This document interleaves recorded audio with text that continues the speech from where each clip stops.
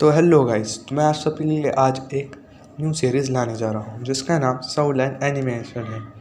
तो एपिसोड के स्टार्टिंग में हमें एक सेक्ट दिखाया जाता है जहाँ पर बहुत सारी खूबसूरत से इमारतें और पेड़ पौधे होते हैं। असल में इस सेक्ट का नाम टैंग मिंग सेक्ट है। फिर सीन चेंज होता है जहाँ पे हमें सेक्ट के बाहर के जंगल का सीन दिखाया जाता है। वहाँ पे कुछ लोग एक लड़के का पीछा कर रहे होते। हमें यहाँ से पता चलता है कि ये ही हमारे इस सीरीज़ का मेन कैरेक्टर है और इसका नाम टैंग शैंग है। तभी एक एल्डर उस पर अपने एक हमला करता है, मगर टैंग शैंग इससे बहुत ही आसानी से बच जाता है। तभी उसमें का एक एल्डर उस पर बहुत पावरफुल हमला करता है, मगर टैंग शैंग समझ जाता है कि इन्होंने बहुत ही पावरफुल हमला किया है। इसलिए वो अपने पर्पल डेमन आई एबिलिटी का यूज़ करता है, जिससे वो उस हमले को देख पाता है और उससे बच जाता है।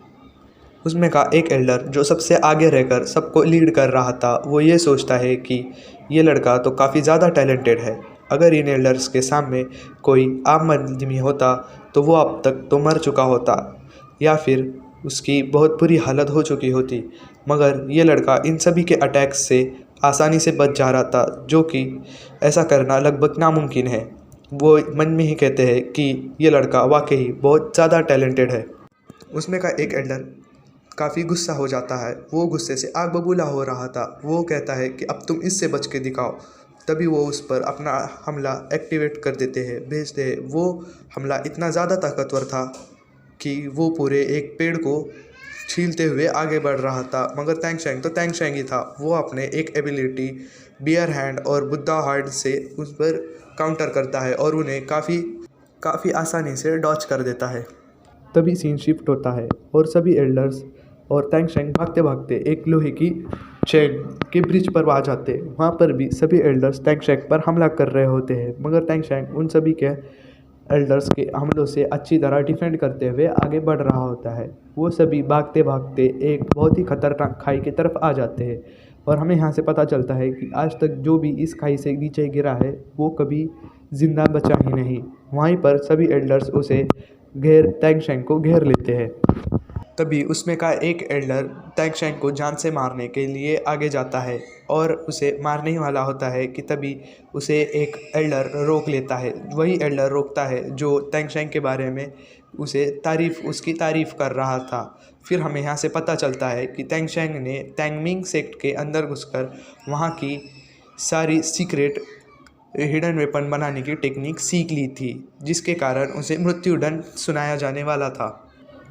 तभी टैंग शैंग अपना बनाया हुआ एक हिडन वेपन मास्टर को दिखाता है। वहाँ खड़े सभी लोग बहुत ज़्यादा शॉक हो जाते हैं, क्योंकि वो जो हिडन वेपन टैंग शैंग के हाथ में था वो एक गॉड लेवल हिडन वेपन था, जिसे बनाना लगभग नामुमकिन था। और टैंग शैंग ने इसे कैसे बनाया ये सब देखकर वहाँ खड़े सभी लोग शॉक हो जाते हैं। यहाँ तक कि मास्टर भी खुद शॉक हो जाते हैं और टैंग शैंग से कहते हैं कि तुम हमारे सेक्ट में ज्वाइन हो जाओ, इसके बदले हम तुम्हें मृत्युदंड नहीं सुनाएंगे।